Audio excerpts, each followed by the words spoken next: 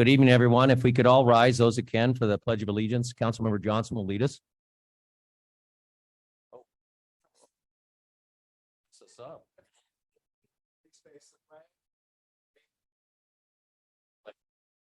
Flag, United States of America, and the republic for which it stands, one nation, under God, indivisible. with liberty.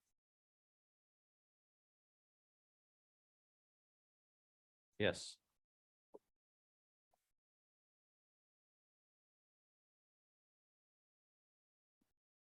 Roll call, Mr. Duffy.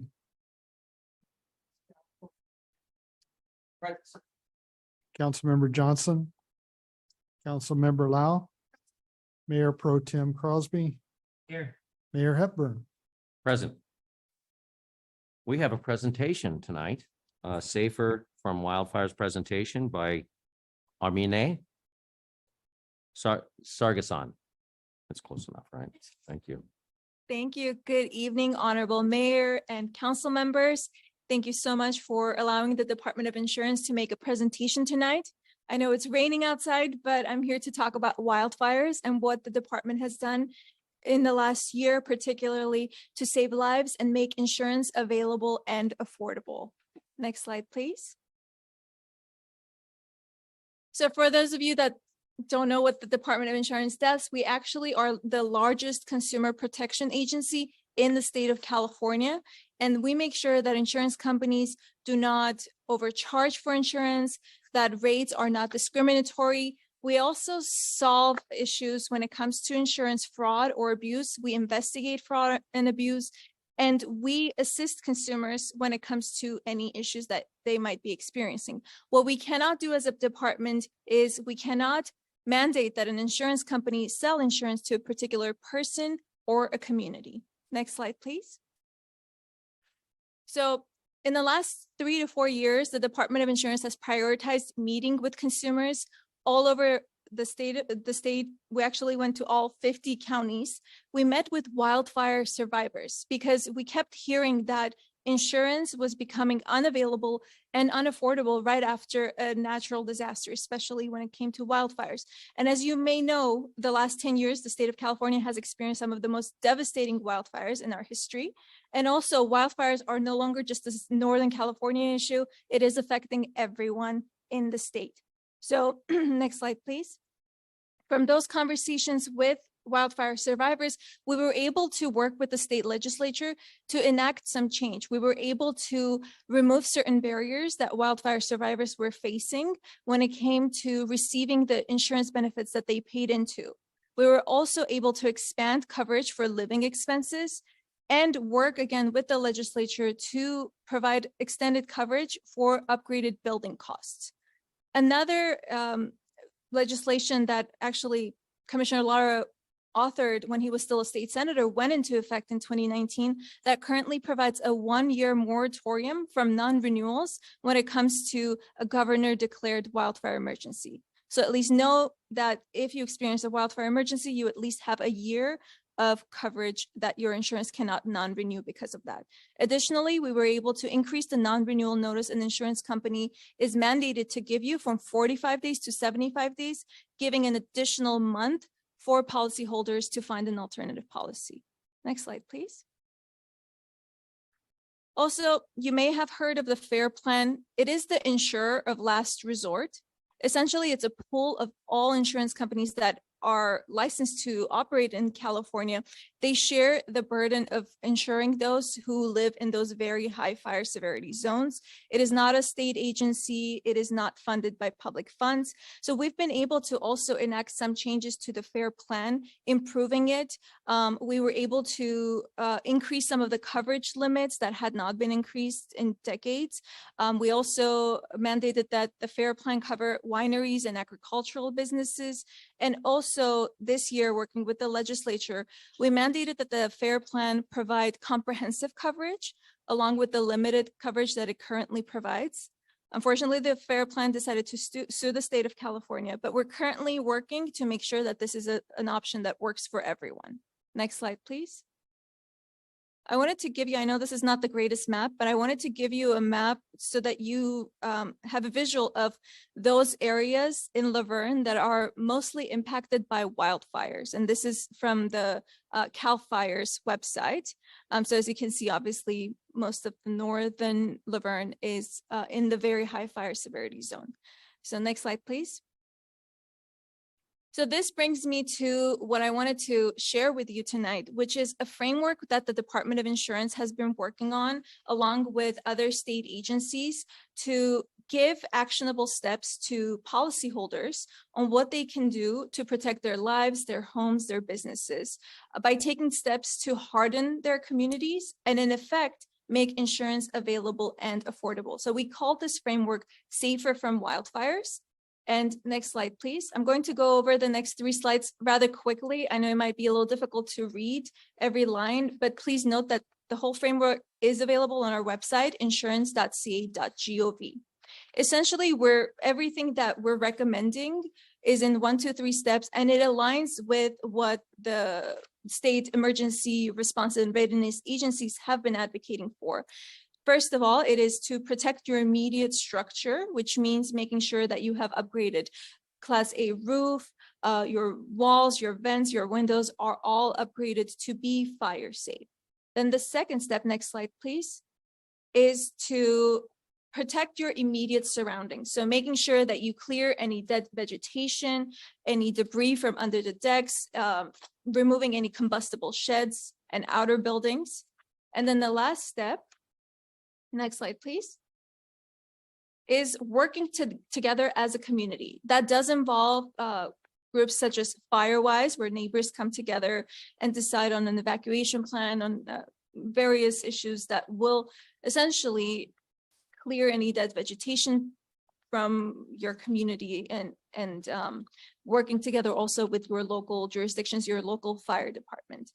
So next slide, please. With these recommendations also come the regulations that will lower the cost of insurance and increase transparency. And we actually held, once these regulations were announced in February, we actually held a public hearing where we took comments from the public as well as the industry. So the department actually spent the last few months going through every single public comment. We were able to finalize the regulations and finally got the approval from the Office of Administrative Law on October 14th. So as of October 14th, Safer from Wildfires and these regulations are law, which means that now insurance companies starting next year will be required to factor in consumers and businesses' wildfire safety actions into their pricing. They will, starting next year, I know it says January there, but right now the date most likely is April or May. The insurance companies already give you a wildfire risk score for your property, but it's not public. So starting next year, you should receive your wildfire risk score from the insurance company and see the reasons that went into it. Why, let's say, your wildfire risk score is so high. And the department will have oversight over that score.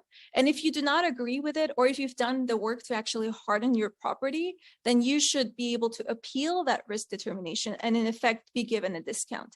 And the discount really varies from policy to policy. It really depends on how you pay for your insurance, but it could be anywhere from 5% to 20%. Next slide, please. I mentioned the non-renewals were very high. The latest data that we have on non-renewals is from 2020, and it shows that they're down by 10%. So we know what we're doing as a department is working. And also currently 19 insurance companies that comprise 40% of the insurance market already provide discounts for home hardening actions. But once these regulations are fully implemented, 100% of the insurance market will give discounts. Last slide, please. Wanted to leave you with our phone number. So this 1-800-927-4357 number is to our consumer hotline. It is actually answered by insurance experts Monday through Friday, 8 a.m. to 5 p.m.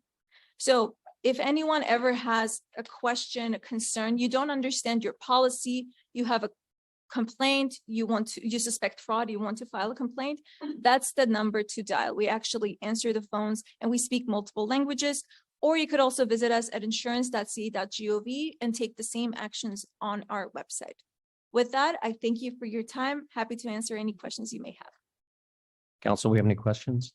Yeah, For me? for the fair plan, will they be offering an HO3 policy, Could you expand on the HO3 policy? homeowners? Homeowners, they currently provide homeowners policy. However, it's limited coverage. So if you want to add other coverages, let's say flood or earthquake, they don't provide all of it, or for your belongings to be protected. So everything is add on, but the department is trying to have them provide comprehensive coverage. Liability has been an issue of getting that coverage for some of my customers. I'm just wondering if that's going to be a part of what they will be offering. So that's really a plan for us to be able to have them provide liability, comprehensive coverage that actually works, because we do hear a lot of stories about how the fair plan is not really helping consumers. Right. They don't cover theft. They don't cover liability. Right. And that's hard to get on a Absolutely. standalone policy. Now, I know we have some issues with fire hazards in the north area of Laverne. We have a wilderness park that's experiencing those types of issues, and we're having trouble with Fish and Game apparently in clearing some of that brush area. Can you give us some help with that?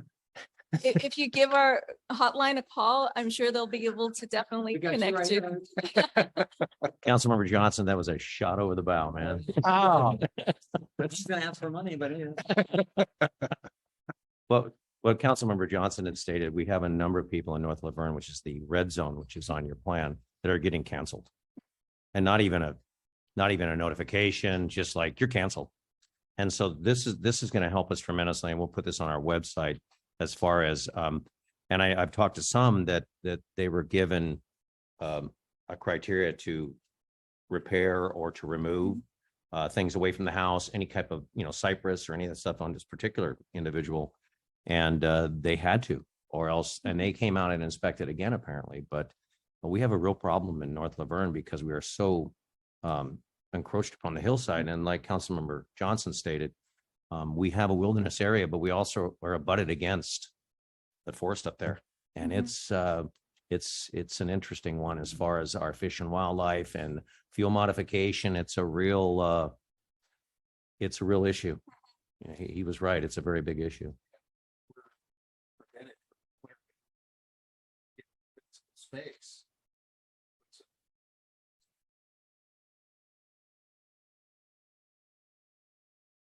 Absolutely. And if I may, if you have ideas on how to improve, because you obviously speak with your constituents directly, if there are any ideas that you can bring to the Department of Insurance to enhance and expand insurance, please don't hesitate to reach out. So actually, this isn't going to come into effect until maybe April or May. April and May. So as I Said mentioned, January, but we know how that works. October, we finally received the final approval from the Office of Administrative Law. Now, insurance companies have 180 days to respond. So that puts us in April, where they essentially give us a plan on how they're going to implement these new regulations. How does that do with our residents now that are being canceled? How can we, Well, in terms can of they just call, they can cancellations- call you and say, hey, we're having an issue. Yes. And you guys can look into that? Absolutely. But in terms of cancellations, insurance companies have to give a 75-day notice. They can't just cancel without a notice. And if a consumer is experiencing that, please have them call the Department of Insurance. We will definitely investigate that. Also, if someone's experiencing an issue finding an alternative policy, on our website, we actually have a tool. It's called Home Insurance Finder. And if you just plug in your zip code and specifically check mark that you're looking for insurance in a high fire area, it will bring you all those insurance companies that are writing insurance in your area. Some people don't know that maybe your market is saturated, but there might be an agent or a broker, let's say in Northern California, who's writing insurance in your area. So that list on our website will bring you maybe contacts elsewhere in California that might be covering you. So, but we as a department are also happy to look into it and assist your constituents with finding a different policy. That's Can- great.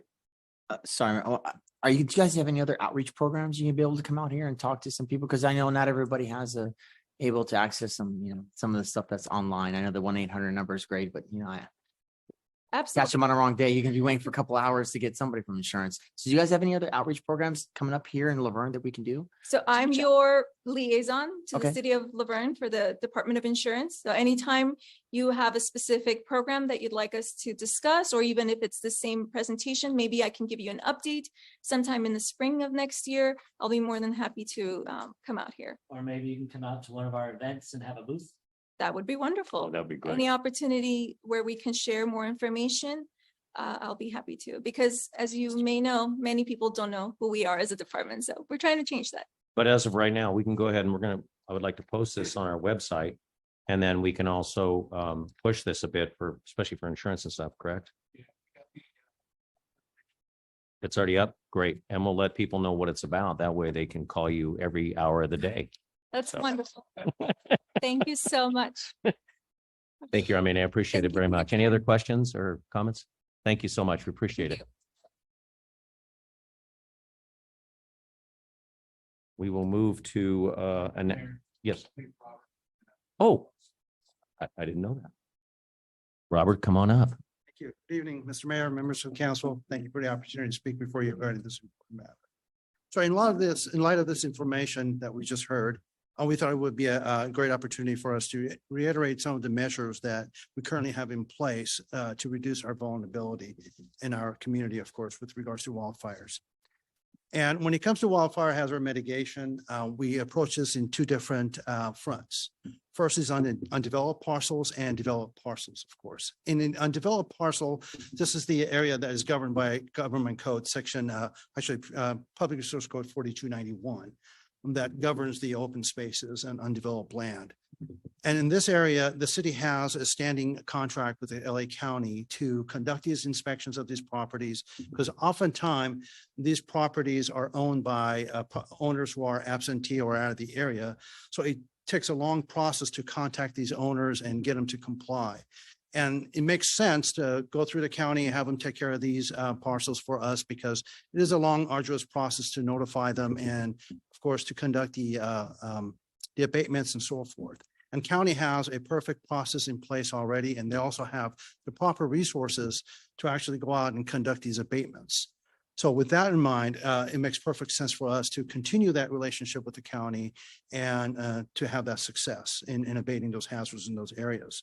Now, with developed parcels, there's also two areas that we approach these parcels. One is new construction.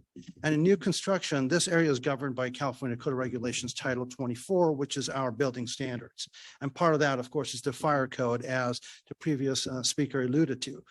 And Chapter 7A in the California Building Code, since at least 2016, has been mandated throughout the state of California, which we here in City of Laverne also require when it comes to new construction. And basically, Chapter 7A stipulates and requires a certain type of construction standards. In particular, in regards to exterior siding and requiring more fire resistive materials, and also the installation of dual pane windows and other requirements such as boxed eaves and so forth. And of course, these construction materials also have to be listed with the California State Fire Marshals as being valid, gone through a rigorous process to be effective in these areas for construction. And also with regards to new construction, we also address this in fuel modification as well.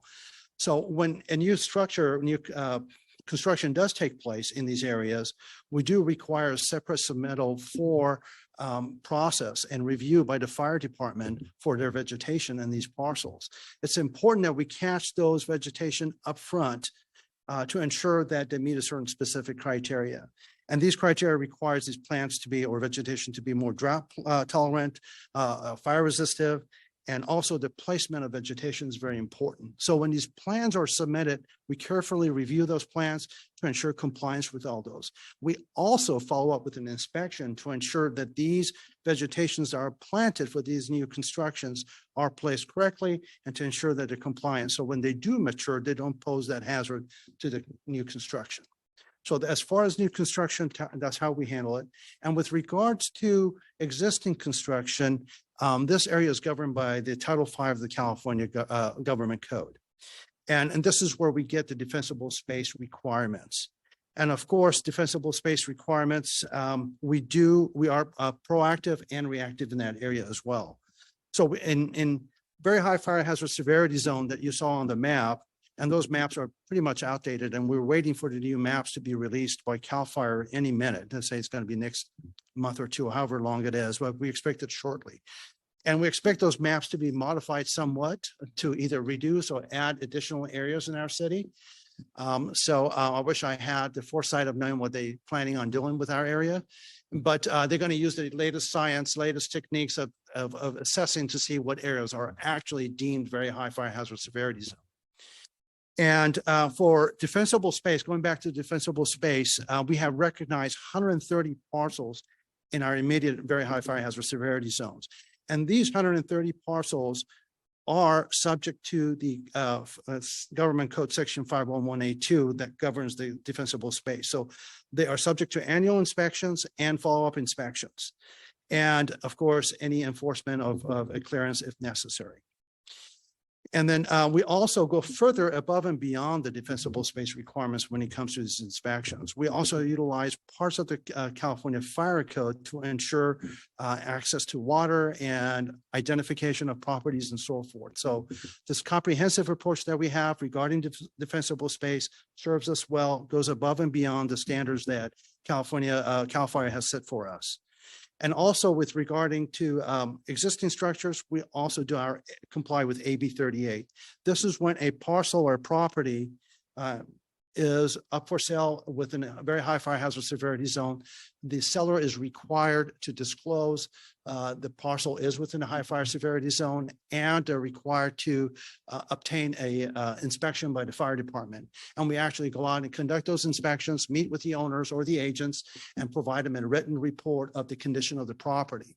Now, the AB 38 doesn't mandate the owners to actually abate the hazards, just to disclose that information to the potential buyer or to the buyer in this case. So we also conduct those inspections and give written reports as well.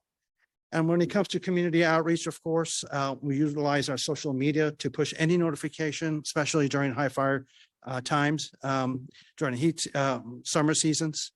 And we also utilize our department website to promote safety tips and report any hazards that they may deem to be out there for us to respond to and take care of. And also, I think we'll also be promoting the Firewise Community Program, as the previous speaker mentioned. And this is a program that was developed and managed by NFPA. So I will be working on that, developing that, and further promoting that on our website as well. And I'm here for any other questions, any questions you may have. You're not going to test us on that, are you? Not at all. That was a lot of information, sir. Sorry. I appreciate that, Mr. Montagami. I really appreciate the fact that you're here now as a fire marshal. I know that in our area, but in northern Laverne, because of the high fire zone and plus the golf course, we had the issues with the trees. I've seen you multiple times there, but I must remind everybody, it's not just North Laverne. It's all of Laverne. And that means if there's a fire situation in a house where you have large amounts of debris and things that are around your house, that's dangerous to the other homes and also businesses. I know that you've been in businesses too. I was at one of the businesses and he said, he said the fire marshal came by and he brought some trainees with him.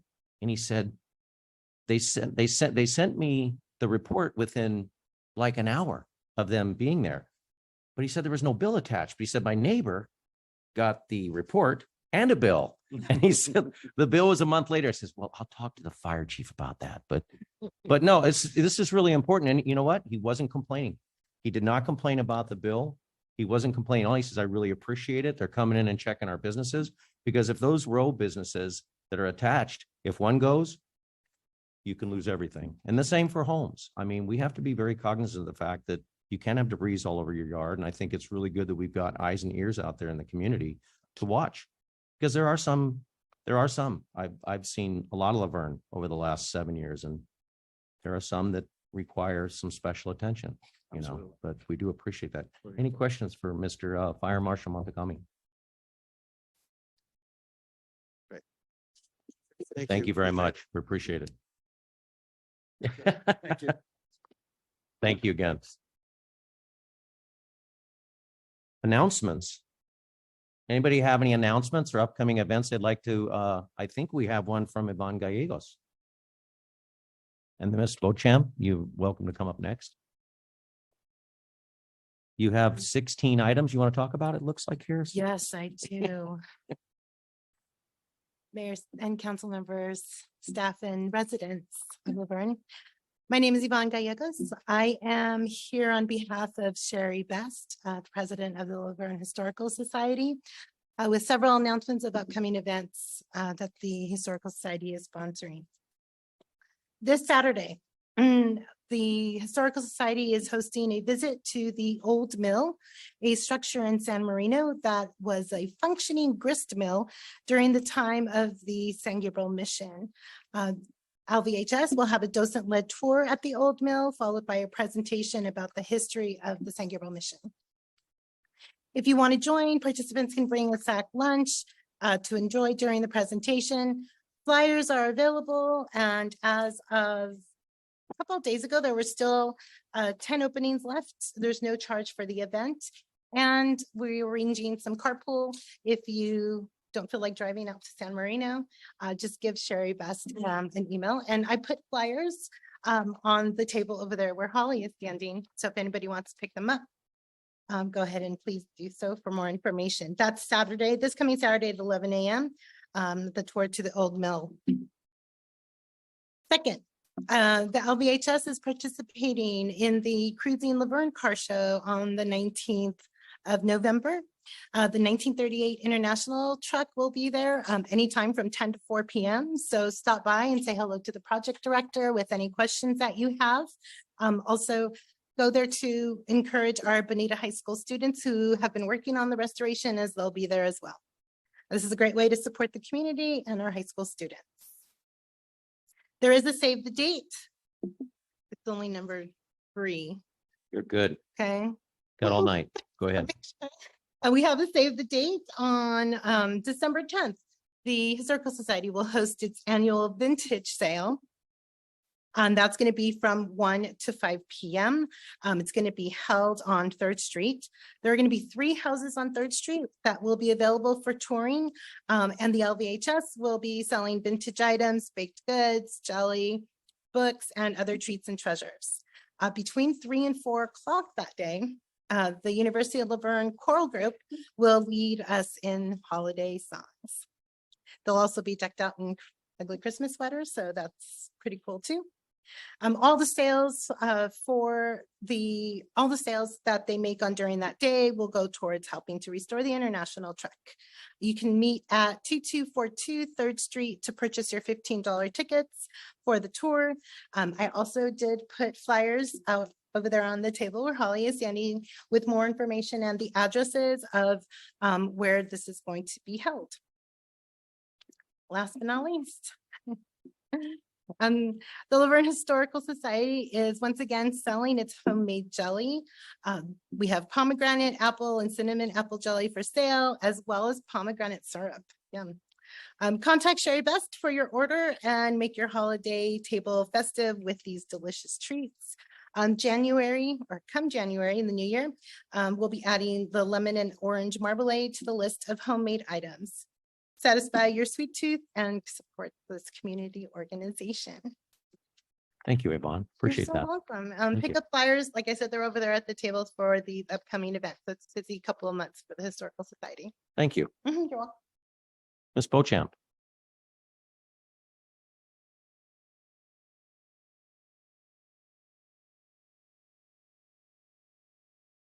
Good evening, Mayor and Council, and Laverne residents. I wanted to remind the Laverne residents that Wednesday, November 16th, at the Sheraton Fairplex, which is located at 601 West McKinley Avenue on the northwest corner of White Avenue and McKinley, from 6 p.m. to 8 p.m. will be the open house.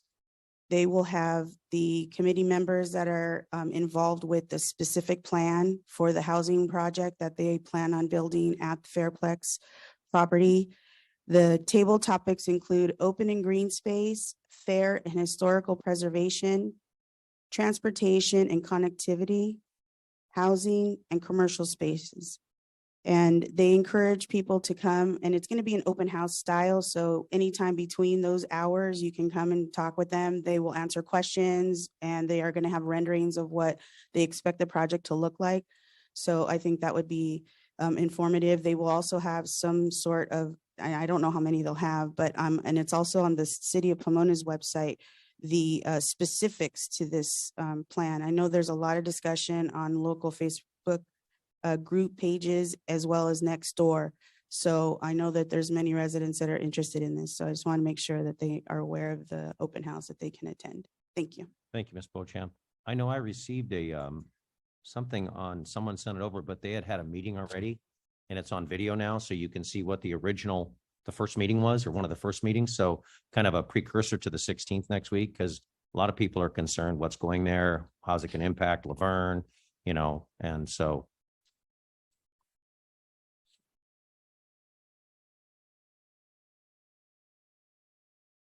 Anyone else for announcements? Lily. My name is Lily Breno. So I think the announcement should everybody know this, because the voting day, election day will be tomorrow. And then I went to the University of Laverne, the voting center. It's a very great place, very convenient. Only take me 5 minutes to get my vote done. But unfortunately, just very few people. I hope everybody already vote, drop the ballot. I just hope not because the rain, okay? Rain or shine, please come. And tomorrow, last day, because I come from a country, we don't really have voting right. I don't even know what is that. So it's very important. It doesn't matter who you're gonna vote, who you're gonna support. Please go vote, especially as a parent, we really, in the last minute in the rain, we're still handing out flyer because we want to support some school board member. We want support, right? So we don't like Gavin Newsom, you get chance to vote him out, right? So many reasons, just go vote. Thank you. Thank you, Lily. Go ahead. All right, anyone else? We will go to our online person. Oh, hi, Tom.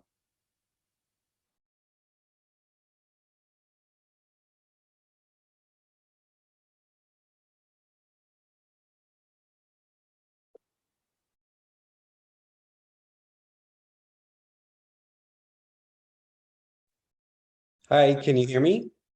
We can. Okay, great. My name is Tom Cornicelli. I'm acting in charge at the Laverne Library while George is away. And we were just wanted to cover some upcoming events for this month. This Saturday, we'll be having an in-house event called the Blue Submarine. It's for families, and it is a lecture with about the ocean and ocean creatures, and they will be bringing a live tidal pool. So the kids can actually come in and touch the animals that the company will be bringing for this presentation. On the 7th, and that's from 2 to 3 p.m.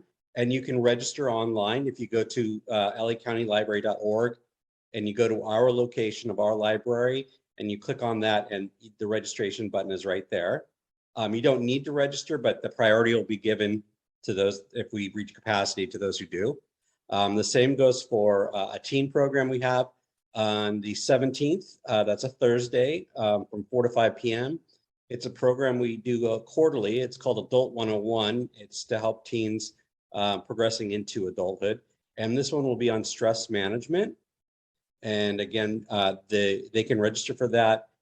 Registrations don't open for programs until the week before, so they have to wait a couple days if they would like to attend that. And that's for teens 13 through 18.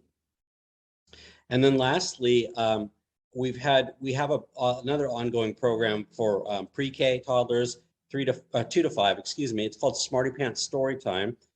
It's a school readiness program with stories and singing and learning other concepts, colors, shapes. And that will be starting again. It runs 5 weeks in a row and then takes a few weeks off. That one starts December 2nd from 11:30 to 12. And again, it's from ages 2 to 5 and their parent or guardian. And that's it.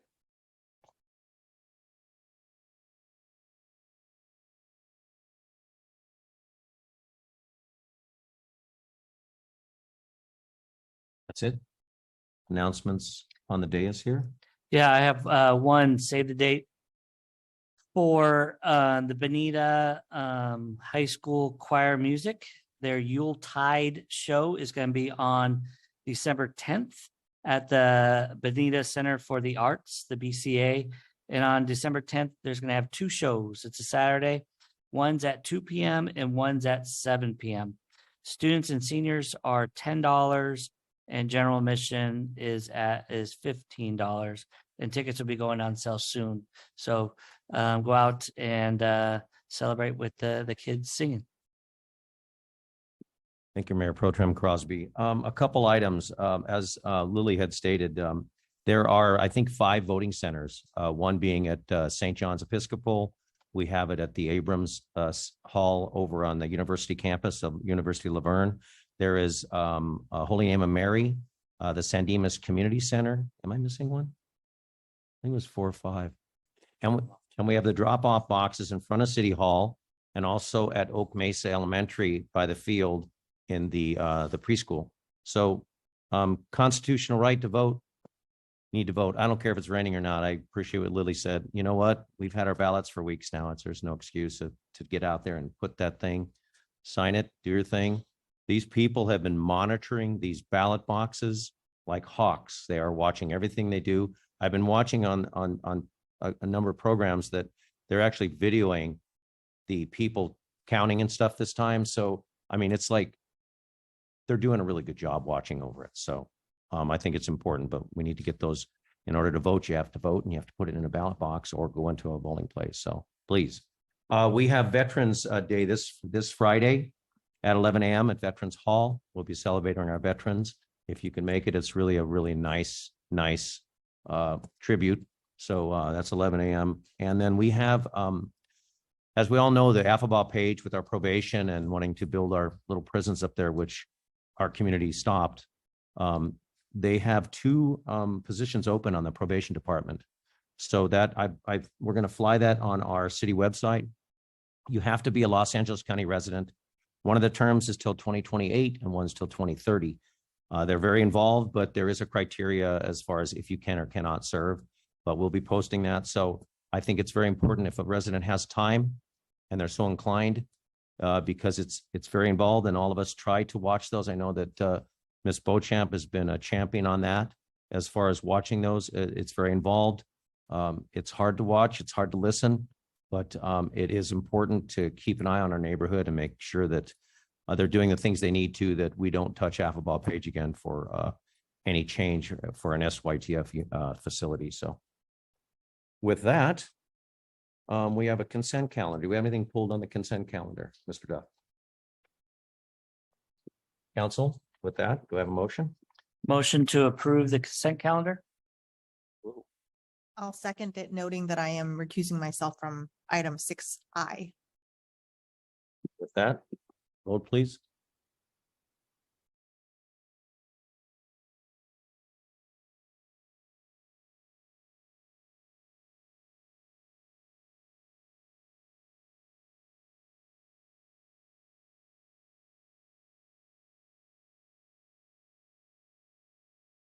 Calendar carries. With that, we have other matters. JR, are you going to read that one or you want me to read that one? It's police department adding and amending the Laverne Municipal Code pertaining to personal conduct and property maintenance ordinance number 1112. Captain Sam Gonzalez will be reporting on that. Is that correct, sir? That is correct. Welcome. Take it away, Sam. I got a little high definition here. Oh, got you. No problem. But good evening, Mayor Pro Tem, council members, city staff.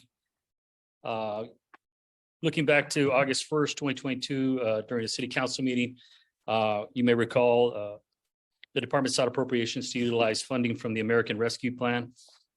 During that timeframe, it was also recommended that we seek additional measures to assist the department's host team that focuses on maintaining the quality of life by adding and amending Laverne's existing ordinances.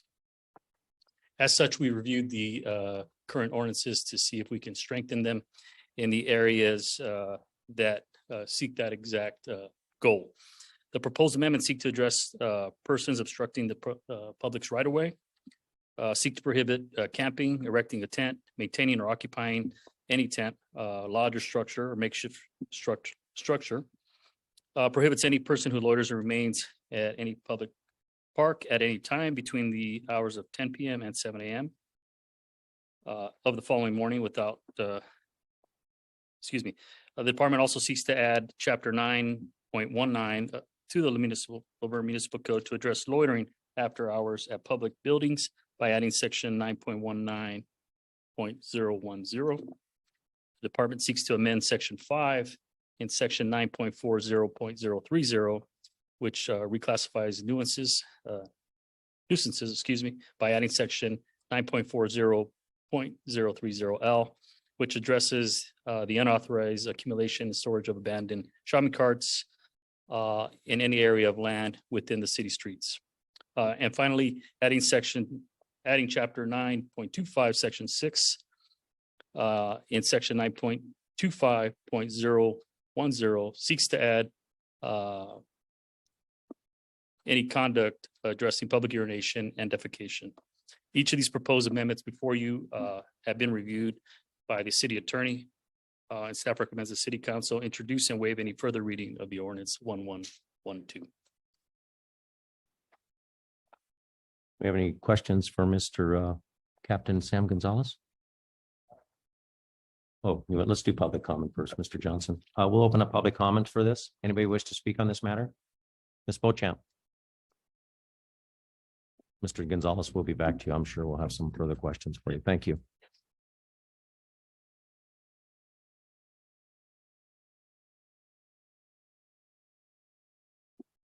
Good evening, Mayor and Council again. More than comment, I have questions about this. Since Laverne PD participates in the LA Impact Program, they understand the connection between drug usage and homelessness. And so why weren't these additional funds that are allowing this allocation for code changes, why weren't those funds factored into the budget? I know it was explained that LA Impact money is separate and is only to be utilized by that program, but there should be some kind of a bridge or connection between the two. I know that there was ARPA money specifically allocated for the host program, but we're talking about additional funds for that. And so those additional funds is what I'm referring to that was not specifically allocated in the budget. The other questions I have is that, for example, he just was referring to the explanation about their belongings or their cart, if they have a shopping cart or some kind of a carry cart. Where is that stored and at what cost? Does it go to a storage facility, a locker at the police department? Where are those belongings kept and for how long? Secondly, is there going to be a way to send some kind of video or photographs to the police department or the host program people that are out with, meeting with these individuals, because that may assist in their arrest if there's some kind of illegal drug usage or criminal activity? People should not approach these people. They are very dangerous. I have seen it firsthand. And so I think if people are at a Target or Kohl's and they see something, take a picture or video and they can send it somewhere. So I would like to see some kind of a technology implemented to allow this to be facilitated, because it's, nobody wants to get involved with, okay, this is a witness, they have to go to court, they have to testify or give a deposition. If they were to submit that to the police department or the host program people, if they're other than law enforcement officers, that could be used for that purpose. The other thing is that many of them sleep on sidewalk areas adjacent to businesses. What is the city doing to help facilitate sanitizing those areas? I know that there are businesses, for example, the Bowl House, which is adjacent to the alley parking way and on 3rd. our businesses are still recovering from COVID. Everybody hates that excuse, but that is a fact. Those businesses had to jump through so many hoops to stay in business, to have heaters, to have plexiglass, to have disposable items. These people are still recovering. Why is it their fault that homeless people are allowed to urinate, defecate, leave used drug needles, condoms, whatever? I think that the city should help facilitate these businesses to clean that up. And if Public Works can go and use a pressure washer and sanitize this area, I mean, that's right across the street from the university. No one should have to deal with that and see that on their way to class or on their way to work. So I think these are important things that need to be considered and maybe coincide with some of the codes that are going on, but ultimately it's a budget issue. So thank you. Thank you, Ms. Bochamp. Anyone else wish to speak on this? Please. If you could state your name and your address, if you could, please.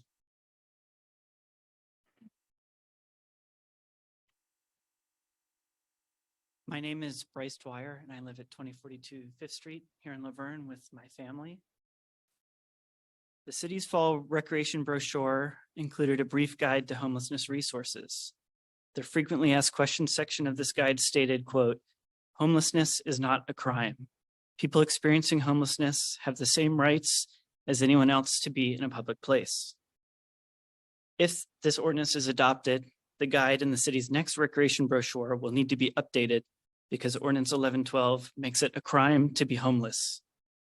Nothing in the letter of this ordinance specifically mentions homelessness. However, its framing in tonight's agenda, as well as a report from the police department recommending it be adopted, make it clear that this ordinance specifically targets the unhoused members of our community. I understand that there are those who will support this ordinance because, not in spite of the fact that it targets the unhoused. I believe that communities can be judged by the way they treat those who struggle the most. With the passage of this ordinance, would struggling members of our community be treated with dignity and kindness, or will they be told that their circumstances make them a criminal? Engaging the host team and using funds for vouchers, outreach, mental health support, medical attention, etc., is to be commended. However, no reasonable definition of wraparound services includes citations, arrests, or time in jail. Ordinance 1112 makes it clear the city of Laverne will offer modest support to the unhoused, but only accompanied by a clear and discriminatory threat of punishment. All members of our community should ask themselves if we ought to make it a crime to suffer, a crime to struggle, or a crime to be poor. Thank you. Thank you. Anyone else? Anyone online? We're going to go ahead and close public comment and bring it up to the dais. Council members, anyone wish to speak on this? I do. I have a real concern. This code asks for individuals to have a permit to be in a park overnight. And as far as I'm aware, we don't have that permit available. We have overnight parking permits online. To what department would a person inquire for this overnight camping permit?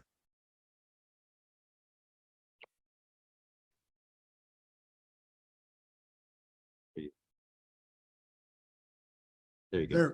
Got a green light. We don't have any kind of permit process for individuals that I'm aware of. I think the idea here is if there was a special event, which the city does have a process for example, scouting before they went out for a big overnight trip, they wanted to spend a night together in the park, something like that. Yeah, we could definitely have that kind of permit. But there, to my knowledge, is no individual walk up or process to, I want to spend the night in the park.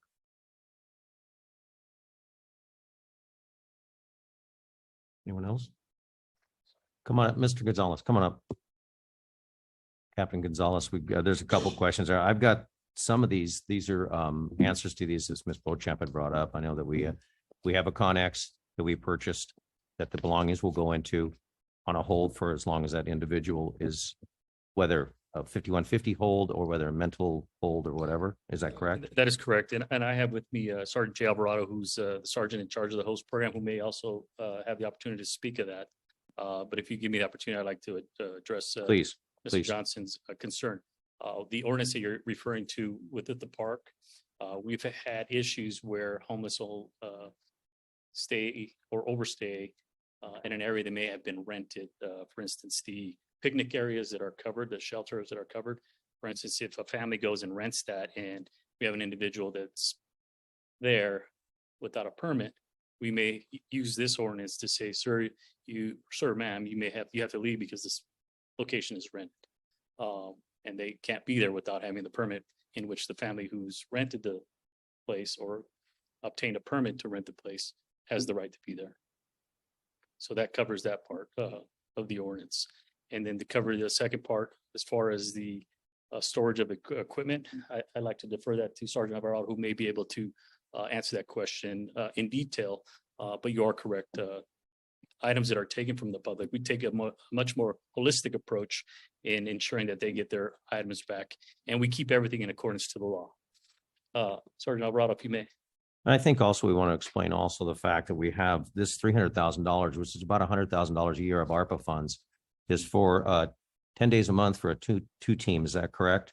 2-officer team, 10 days a month with Tri-City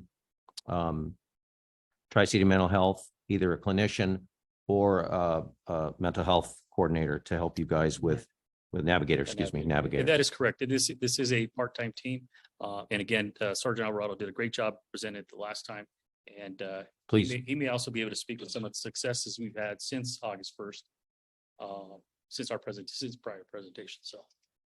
Good evening, council. And Good evening, Mr. Alvarado. Thank you. I just didn't shave. It's been 2 days. It's that time. There is a lot to this. It is an evolving process. And my presentation in August, the way we lead things was compassion, understanding that people experiencing homelessness, it is not a crime. And we take a very holistic approach to that. So there's different levels to that. And initially we lead with outreach. We want to get them resources, we want to get them help. We have to also acknowledge that there has to be a balance of offering resources and them accepting, and also gaining compliance for our community. We still have rules and regulations that govern our city. So some of the things that were put in place to just help us, assist us, and are aligned with other communities around us to give us tools when needed. So that's why some of the ordinances you see, things such as the storage of property of stuff that's left, excuse me, stuff that's left. We do have a system in place for their property. And as I spoke about in August, people experiencing homelessness, their shopping cart or whatever they may have, it might be all they have. And we acknowledge that. And we don't want to anyway minimize their belongings or make them feel like they're criminals. So we do have a system in place to store their property. And we try to do it with dignity. You know, we try to take it and we try to make sure it's sealed and protected and put in a storage place, which we're working on getting our Connex box placed at City Yards. And in addition, there will be a system in place for a time frame in which they could get their property back. So that looks like something like 60 days, which again is in line with other communities around us. And some of the other cities such as Pomona have experienced some lawsuits. So we've followed some of the orders that they've been given in regards to timeframe. So we do have plenty of systems in place. This Connex box is going to be, I had it customized so we can keep people's stuff safe. We can keep it secure. And there's going to be a system in place as well for them to have notification so they could get their property back. We don't just throw it away. We don't just, we take we take pride in what we do in our community. And our team is really making great strides. Not to get off topic, but just for example, in the last 2 months, we've had over 160 hours of officers working extra. That's on top of what we already do on our regular job. This is a collateral duty that we're working overtime to do. In those 160 hours, we've had close to 70 contacts. About half of those contacts have been some type of intervention, whether it's people being housed, whether it's people being getting resources such as a phone and a driver's license, which kind of lead to the next things about getting, social services or different types of housings that you can't have without an ID or a phone. So Can you expound on LA CATA a bit on their services? LA CATA, So LA they've been CATA helping, I understand, talking to the chief, that they've been quite helpful with just that, particularly because you can't go anywhere without an ID of any Right. kind. You may not get a license, but you get an ID. Can you Right, so explain? LA CATA is in our city every Thursday. They're usually like 8 to 5. They could flex their hours if needed. But what they do is they offer different resources, and one of them is that they have their own transportation. So if someone needs just a driver's license, you don't have to remove the team or the team members to go drive them down there, which we absolutely will, and we have. But LA CATA is able to drive them down there and get their ID. They give them vouchers, and then boom, they'll take them right to the next spot and get them a cell phone. And they've done this numerous times. So we work with our partners, LA CATA and Tri-City, and we lean on each other to make a difference in the community. And we've seen, like I said, a huge increase of people getting assistance in our city. And yes, sometimes it does look like enforcement. Sometimes there is arrest. Sometimes there are 5150s. But again, it's a part of the balance of outreach and compliance in our community. Well, I just want to say that, I mean, I understand the gentleman that was speaking, but I've seen this in action. And I think the most important thing is Ms. Beauchamp has stated that information as much as you can. She brought up a very good point. I have taken pictures and sent them to the police department. I think it's important. They have their website, also a little video, but I must warn our residents that some of these people, because of their mental stability, they get very upset and they get combative, and you have to be very, very careful when you do that. Yeah. And it's a delicate issue. So, I mean, I can't stress it. I mean, I was told I wasn't the mayor. So I was like, whatever. She knew the mayor. And I was like, good. I am the mayor. No, you're not. I know the mayor. It's like, okay. I said, have a nice day, and sent the information. And, so. And we don't like our citizens to engage in stuff like that just because it puts them in a bad spot. So just imagine if you're going through something and someone's filming you, and it could be very agitating. Be delicate and we about don't, yeah, we don't want to trigger people. So we absolutely can call us. Of course, there's a business line unless it's emergency 911. We also have our watch commander. So you could email the watch commander. So if you did happen to have a video from your car or something, you could email the watch commander. That would go to the watch commander directly, and then he would be able to, or he or she would be able to disseminate that information to either the host team or the patrol officers. So there are some avenues, but we could be better at it, of course.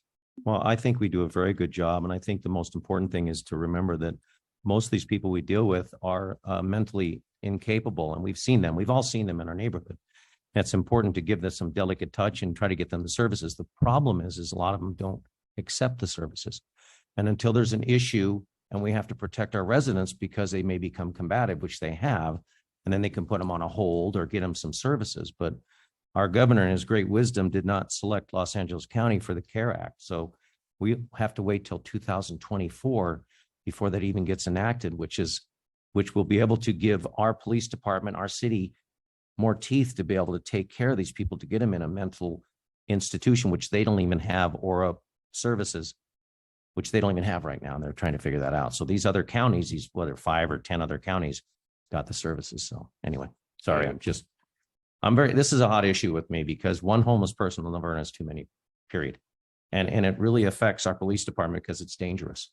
And it's dangerous for you. It's dangerous for the residents. And we're doing our best with our ARPA funds and what you guys are doing. You're all doing a very good job. It's just that our hands are tied. We can only do so much. And if they choose not to have services, we can only push them. They have to leave that area they're in. And that's why these ordinances are so important to put teeth in right now. So. You're absolutely right. Thank you, Mayor. And I think the last topic that was brought up here was the cleanliness of the streets and sidewalks. I think it's important to know that we are working with partners to clean that up. In the presentation that Sergeant Alvarado presented it, we also have a contract with a cleanup service, depending on what it is. If it's on private property, we leave that to the actual property owner to pressure wash it. But if it is on city streets, our own city crews will clean it up. So it really depends on the circumstance on how that's addressed. But we're, like you mentioned, We do have that in place. Yeah, we do have, yes, we do Great. have that in place. Great. But we are doing our best with the resources we have, with the time we have. But it's very important for our residents to, if they see something, and I'm kind of the guy that drives around the weekends, and you have to look closely, but there are people that are hidden, and it's not acceptable, you know, in these areas that they're sleeping in and the situation they're in. And call it out. Call the police department, please. Be very careful filming and videotaping, though. Be very cautious. Yes, If I we do could get- encourage utilizing the watch commander email if you'd like to use that, or contact the watch commander by telephone through the non-emergency line.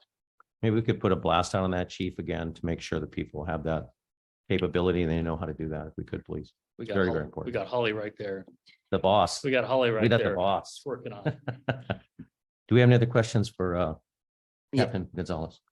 Yeah, I know you mentioned how many hours you guys have had, 160 hours, and I really commend the hard work you guys have been working. I've seen it in action, the resources and everything provided. How many contacts have you had in the past and where you're at today? Do you guys have any numbers on that? I have your stat sheet. Thank you, but So I could speak more in approximates, but we're in approaching the 70 as far as contacts. And of those 70, I would say half have had some type of intervention. And again, that's either that's getting housed. We've housed a half a dozen. We've had some 5150s and we're getting them the care. We actually have one that was placed on a 5150 and now they're on a 5250, which means an extended 14 days on top of the 5150, which is 72 hours. So that person's getting the care. And what we do from there is we notify agencies such as Tri-City and they intervene once that person is stable and help get them the resources. These are in extreme situations, but those are the ones that take a lot of the time and calls for service. To give you an idea of what each deployment looks like, we are averaging 6 to 12 calls for service that our team is taking from patrol. So that's alleviating our patrol officers from every time we deploy. Yeah. We're looking at, it could be some weeks, it could be twice a week. It just depends on schedules. Sometimes it's once a week, sometimes it's been 3 times a week.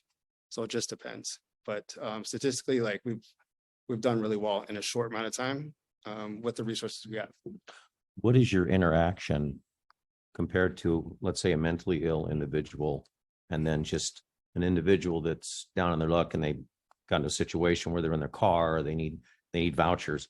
What's your percentage, just roughly, as far as how many people that we're dealing with that have a mental disability or they have a drug situation as compared to the people that we're dealing with that usually have a problem that they became homeless and they're, just in a bad situation that we get service? What is your?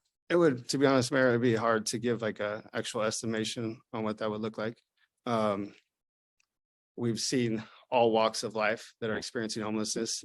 We've seen an increase of mental health, people experiencing homeless have some level of mental health or some type of substance abuse, or just people that have had misfortune in their life.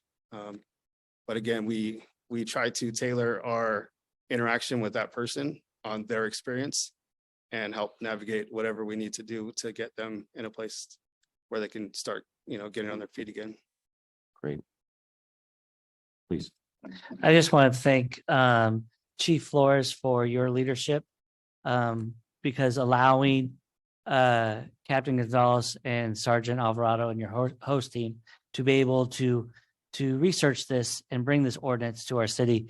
And again, this ordinance, it helps out all of our residents in our city, where it can give you the ability to help people, but also it gives the ability, if people are not helping themselves or following through, for you to help them out as well. And it's very delicate. And you, as the host team, what I've witnessed, that's how you act. You don't go in strong hard. You don't go in first visit and says, "Oh, not our city, get out and be somewhere else." You try to give them support. So really appreciate what your team does out there, and having the more hours and more people out there to really make contacts. Because when I'm out visiting residents in the city, that's one of the first topics come up is, how do we help out the homeless? Or what do we do about the homeless?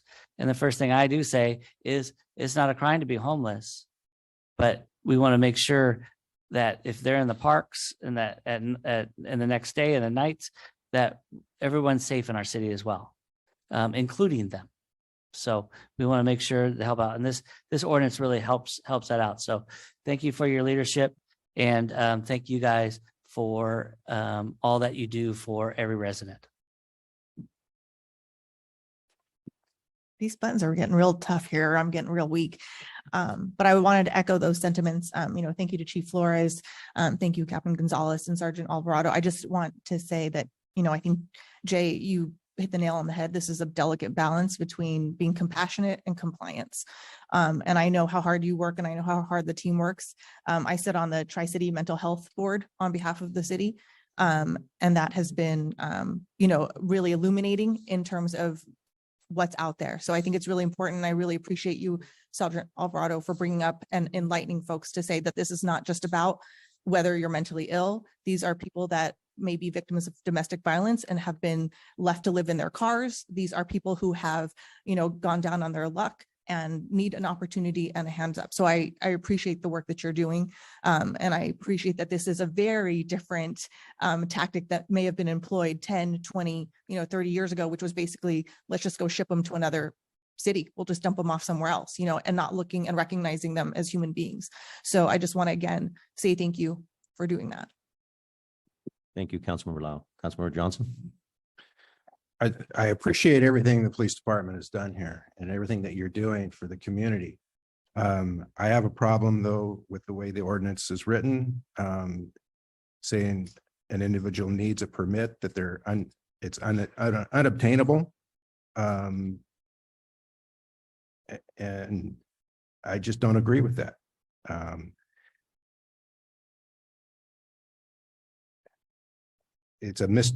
We're classifying it as a misdemeanor, which is, at least in my mind, that goes on your record. And it makes it more difficult for that person to get a job. But it's in here numerous times that without possessing a valid city permit is guilty of a misdemeanor. But there is no way to get that permit that I'm aware of. Chief. Thank you. Thank you, team. You guys did excellent, and they are doing great. Thank you guys for all your kind words. Just real quick before I address that, I don't want to forget our great relationship with our, Yvonne Duran, our community services manager. She's been key in working with the navigators for us and helping us with this all the way through. So her help with Tri-City and us building this program is huge. So thank you, Yvonne, for that. I did want to address, you have some legitimate concerns. If you look at what's going on in the city of Los Angeles, right? And there's a lot of things going on. It's creeping out this way too. Remember, at the end of the day, we have discretion. It doesn't mean every person that is setting a tent in a camp is going to be hit with a misdemeanor ticket. So that's when we bring in our excellent experts, our subject matter experts, and start again with Licata, with Tri-City, with mental health, with anything we can to connect them to services. So we can even give them vouchers for a few nights, right? So the idea is enforcement is our last option, but it's an option if we need it. So if for example, a community nearby cleared out a riverbed and they all decided to take up camp in one of our parks, we would do everything we can to connect them services, get Tri-City involved and all the navigators. And then if they refuse to leave our parks at night, we might have to enforce it with the misdemeanor, but it's the discretion that we have, if that helps at all. Maybe not. And when we presented this in August 1st, the calls for service that we were getting to our dispatch center, which is from anyone in the community, anyone driving through the community, we were averaging 70 to 90 calls a month in June, July, August. And from August 1st to currently, we're getting 200 calls a month on the homeless. Some of them multiple on the same person, and some of them, as they move to different locations, more people are calling. So I appreciate everybody's assistance and your recognition of our team that's putting a lot of effort into this. The balance is huge, and while also keeping in mind the liability of the city about what we're trying to do. So thank you. If you have any other questions, we're all here to help. Are we having that issue within public parks? I know that there are neighborhoods with green belts that tends to be a place that the homeless want to hide, or in business complexes. But has it become an issue in our parks that people are camping? Oh, camping, not necessarily, but again, as other agencies get stronger ordinances, they're going to go to the cities that don't have them. So for example, we didn't have a trespass waiver that we gave to businesses, and those businesses that were closed at night, the homeless would come and stay there overnight, sleep in their front door or their back door. And then they, of course, when people are coming into work in the morning, they don't want the homeless there. So by us taking the time of creating this giant book, we went to every business in town and said, would you like to sign this waiver for trespass? And that gives us permission to remove anybody that's sleeping on their property at night or maybe blocking the doorway. And then we would help try to connect them to services, but clear them. The reason I share that with you is those that didn't have the trespass waiver forms, that's where the homeless went to their businesses until we educated some more. So we may never need to adopt this ordinance. We may never need to enforce this ordinance, but if we don't have it, it's less enforcement we can take when our priority is engagement. So does this misdemeanor language need to be in the ordinance for you to be able to have some effect? And All of our ordinances, unless I'm mistaken, are misdemeanors for the municipal code. That's just the standard. Can I just ask? Ooh. Thank It you. was Woo! Okay, I just want to, just real quick, maybe I want to make sure I'm understanding what your concern is correctly so that maybe we can bypass that. I think you're looking at the portion that says any person who loiters or remains in any public park, blah, blah, blah, blah, blah, without possessing a valid city permit is guilty of a misdemeanor. So your concern is we don't even have a permit for someone. it's not available to get. Correct. So that, I think that's where his distinction is. And so I think the way I'm reading it, and again, I'll let other legal minds wordsmith as necessary, but the way I'm reading it and my understanding is, like, for instance, if it was a group, right, they could obtain potentially a city permit to have a camping event at the park.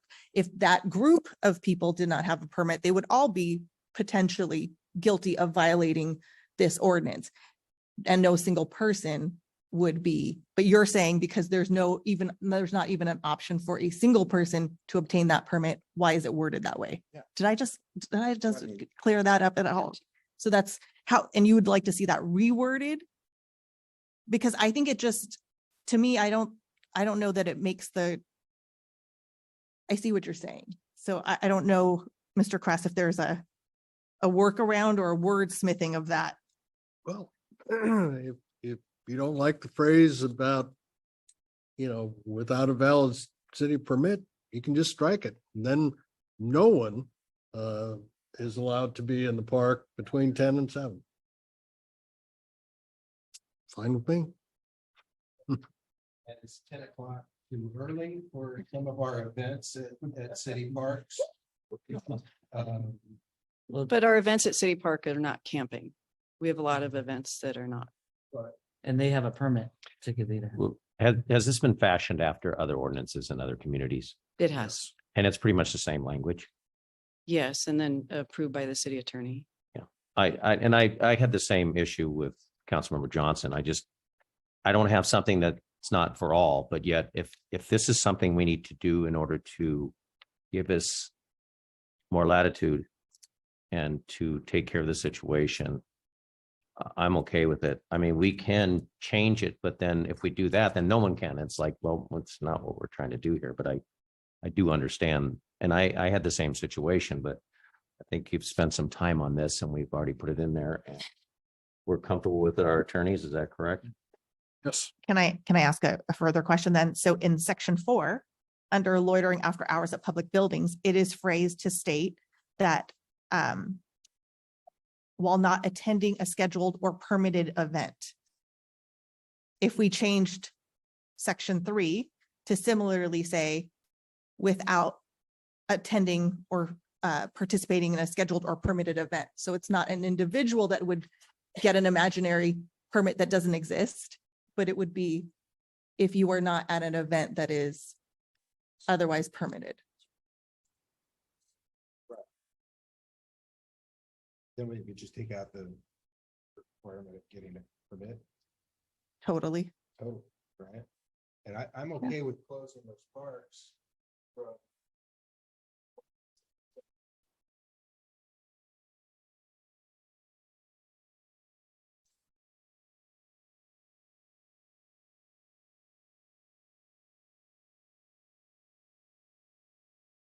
So basically, you're just taking it out for anybody. It would just be scratch permit. No one's allowed in the park after 10 o'clock. Give them the mic. Okay, so what would that do to us right now? Can we make that amendment or does it have to come back? No. The motion you're looking for is to introduce and waive reading in full ordinance 1112 with the change to section 3 by deleting the phrase without possessing a valid city permit. That would apply everywhere. So it's not just No. section 3. He's saying. I don't think there's. Yeah, it'd be a section 3 and 4. But we would not be in 1 because that allows for any lawful labor activities permitted to be carried out by the state, activities for which a permit has been previously obtained, blah, blah, blah, blah, blah. And then 2. Yeah, that's not. So it'd be 3 and It should be 3 and 4. 4. 3 and 4.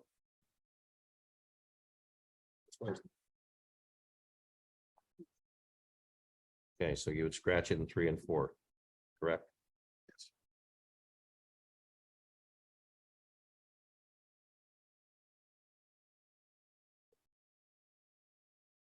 I don't mind this either, as long as it doesn't tire police department too much, but we just scratch it. Well, and that's Chief. literally my last comment is I cannot thank all of you enough for all of the support. Our officers were drowning in these calls and unable to give them the time that they need, and the ARPA funding and the ability for them to do what they're great at is put this together with Yvonne. We're making good headway. We have a long way to go into preparation for our gold line. As you guys know, we've talked about that, but thank you for the support. It's a lot.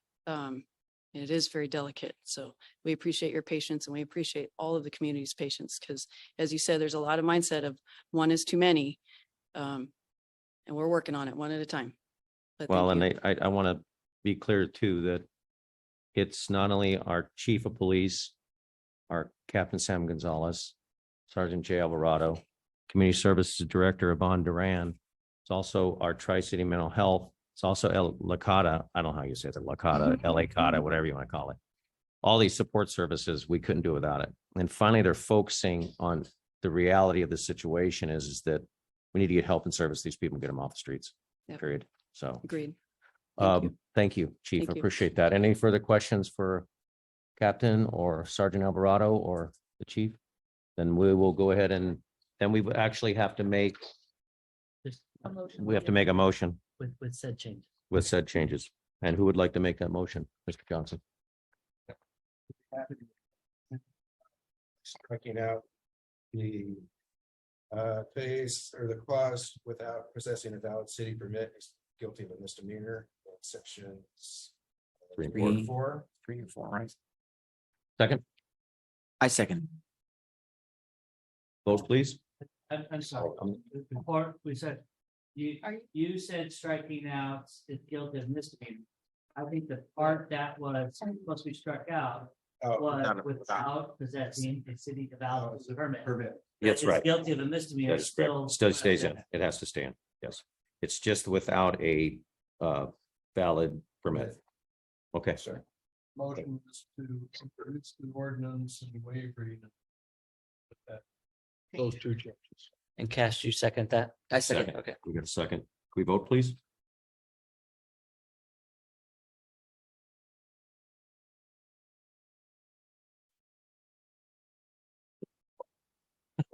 Did you get that? We got it. Carries. Thank you. Thank you, everyone. I do appreciate it. Thank you. With that. Papers everywhere. Public comments. Item 8, public comment. Does anybody wish to have public comment right now? Please, Gary, come on out. Hey, this is the last time I bring up that house on B Street in Foothill. I was over there looking the other day, and if that front house catches on fire, that back house people back there can be screwed because there's no way getting out. I was hoping the fire marshal would stay here and to bring it up. So that's all I got on that. Mr. Duff, we'll let him know. Thank you. Yeah, the other one is Halloween. It's really great over in Old Town Laverne from Benita and D Street on down. Is there a way you can shut down Benita Halloween? Because there's a lot of kids shooting across that street there. So it might be something to remember, safety issue and somebody getting hit down there because it's really, really busy. Thank you. That's it. I will sound, shut up. Yeah. I will say, Gary, that we had one of our friends, actually lives across from Mr. Johnson, 900 pieces of candy. Mhm. So we're talking thousands of kids, and it's been a concern of mine too. So we'll have to look into that. Thank you, sir. Anyone else? Lily. My name is Lily. Thanks for the mayor and its council. Just about the homeless parking campaign and in the park. I just really appreciate we really have the decision to keep the same because I think it's very common sense. And then I really worry about that because it's a kind of like a very rare. I have kids around, right? I have big park behind me in front of my house.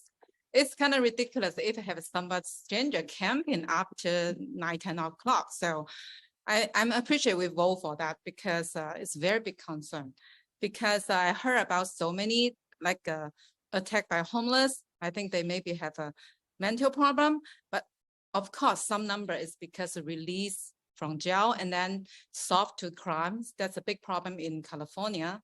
So definitely some news attack, especially Asian get attacked. Some news not because of Asian, because the crime attack people. It doesn't really about race. It's because maybe Asian carry some belongings. It's more expensive. Okay, that's what I'm thinking. So I'm so appreciate the decision. Just want to say thank you. So Old Town Laverne is great place for candy. We love that place for safe. I didn't hand out so much because it's not close to the center, but we'll have a happy Halloween. Thank you. Thank you. Anyone else? Anybody online? We had one request for a call earlier, but he actually spoke under the actual. Okay. Then we will close public comment and move to the dais. Council Member Lau. Okay.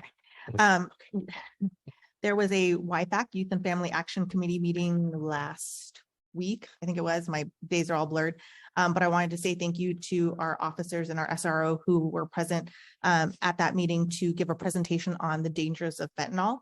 And I think, the work that you're doing in that realm to educate not only the kids, but parents and the community about the dangers of the drug is really important.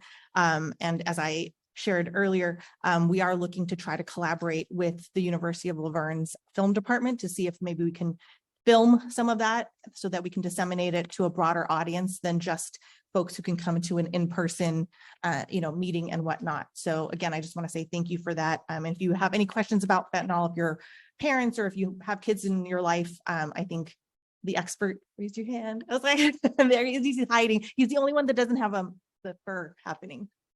So, but you can ask and he's happy to help out. We also had a CASI meeting, last week too, and it was a really good discussion. I saw a lot of people from the community. It was nice to be in person. So really good discussion from a lot of different viewpoints. So I appreciate those that made it out to that meeting as well. And we'll have more information coming on the next meetings. Also wanted to say a congratulations and happy retirement to our battalion chief Greenway, as he is now getting to go to other things rather than work, which sounds really nice to me. One other thing I wanted to mention, although Ms. Beauchamp already mentioned it about the Fairplex specific plan, for those that can't make it potentially to that open house, there is an email address that you can email your questions to, and that's specificplan@fairplex.com. So you should get a response from that email if you can't make it for whatever reason. Speaking about mental health, our next Tri-City mental health meeting is November 16th, which is following Wednesday at 5 p.m. It is via Zoom. I really encourage you, if you are interested in finding out what we are doing in this community and in our neighboring communities to help those around us. Great organization, doing some really amazing things and really doing a lot to educate folks. And last but not least, I do have candy up here because I was overzealous with my candy purchasing. So please, please take candy. So, and then actually last, it is Movember. So if you are wondering by any chance why our lovely officers and staff may be growing hair in places that they did not previously, Movember or trying, they are doing so to bring awareness to men's health. And it started off initially for prostate cancer and testicular cancer, but has since expanded to suicide prevention, mental health issues as well. So if you see a Mo around, please ask them how you can help donate to a good cause or how you can help participate as well. So as always, be kind. Thank you so much. Thank you, Councilmember Lau. Councilmember Johnson. We had an interesting youth sports meeting being held on the World Series night. Unfortunately, we had a lack of quorum for some reason. A very big lack of quorum. But yeah, and Halloween was a very busy time on 3rd Street. I think we went through close to $100 worth of candy. Just wonderful times. I really enjoy being a resident of Laverne. Thank you. Councilmember Cash. Thank you, Mayor. Great opportunity for me to be down in down Old Town Laverne on Halloween night. It was a great time. I enjoyed seeing you and see folks down there. Good to see the kids and the families there. Thank you to their city staff that made it really memorable for a lot of kids. The police department, the fire department, community service department. Thank you very much. I had a great opportunity to walk around there, and that was a great opportunity for me just to see how wonderful this city is and how we can continue just to make it better.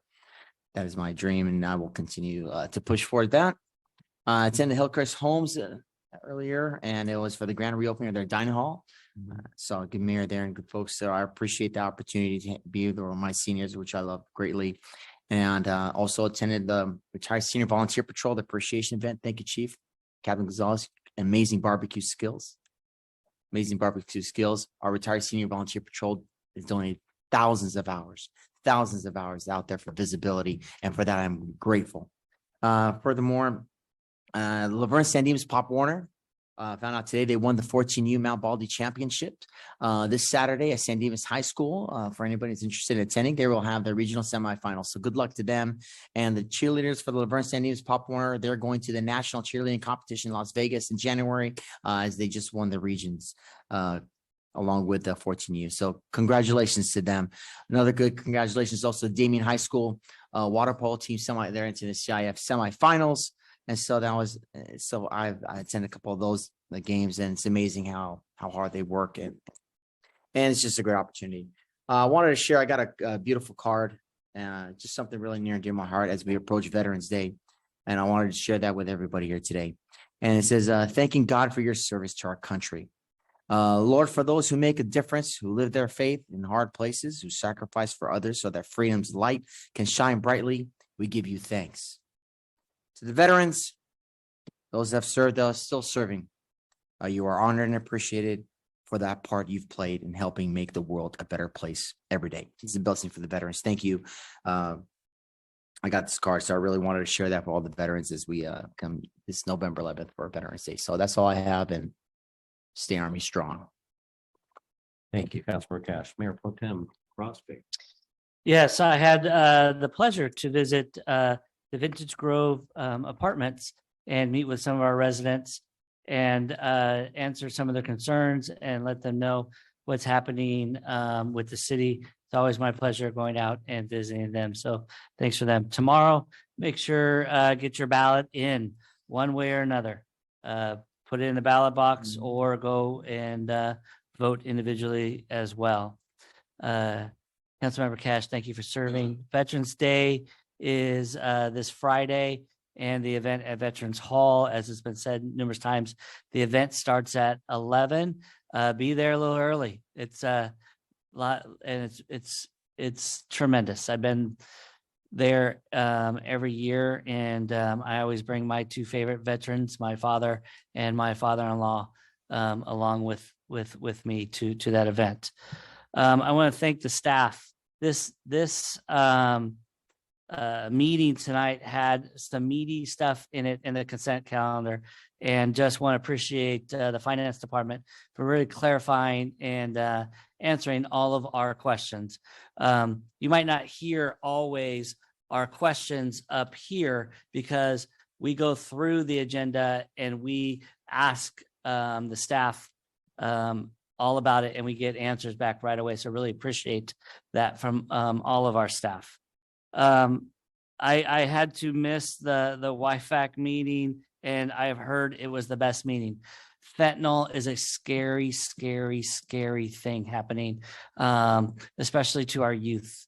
It's heartbreaking what's happening and what's being put in things, and our kids are taking that because their friends have it. And we need to be very, very careful and really talk to each of our kids about know what they're taking, and don't just take anything anymore, because there's people out there putting in very dangerous drugs, and it's we're losing kids because of that.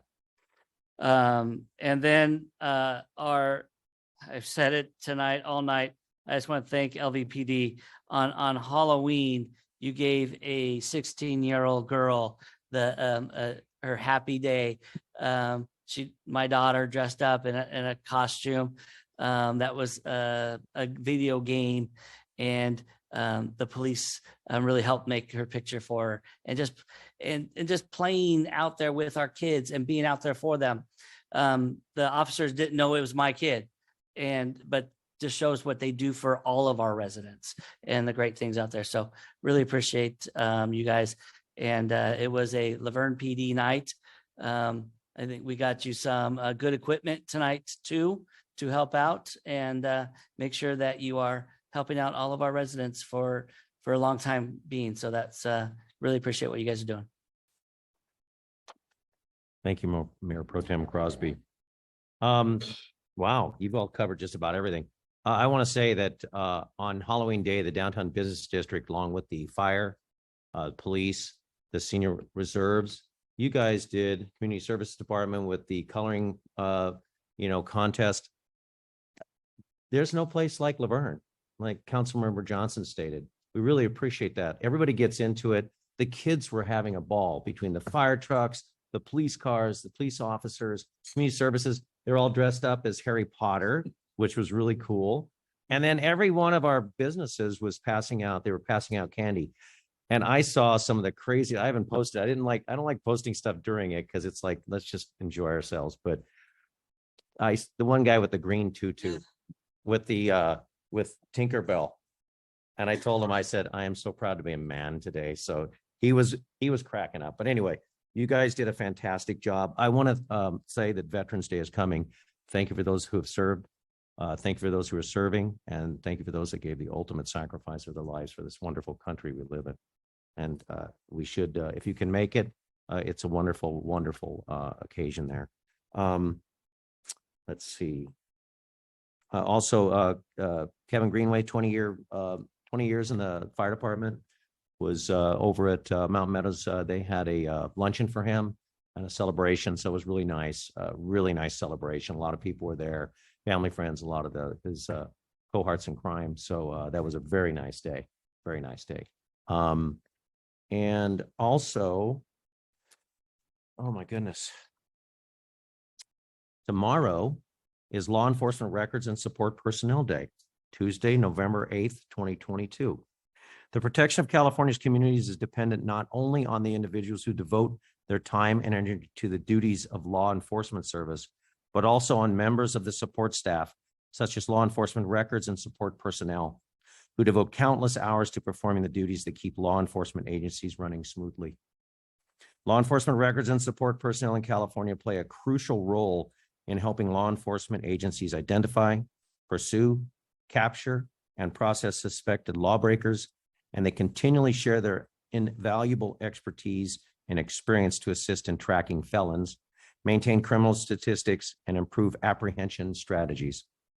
As such, the Laverne City Council would like to take this opportunity to acknowledge and commend our Laverne police records and support personnel for their unwavering commitment to the community and their invaluable contributions to California's law enforcement system.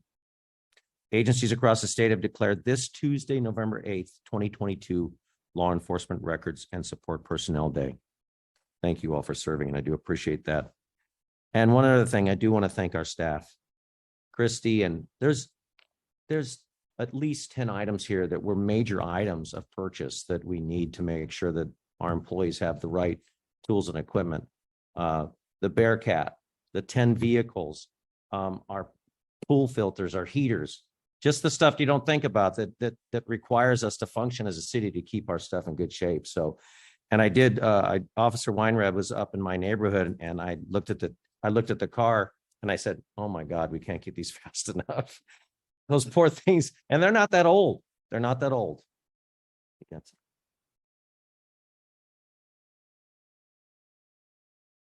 What? Okay. He's throwing me stuff. But anyway, I want to thank all of our staff, because it takes everyone in the city, and these demands, it takes a great finance department to put all this stuff together to make sure we're doing it right. And unfortunately, even though that the costs did go up, what hasn't gone up? If anybody hasn't had anything done to their house or bought a car or anything, it's incredible the cost that's gone up. So, but thank you, staff. You guys did a great job, and hopefully we'll have some.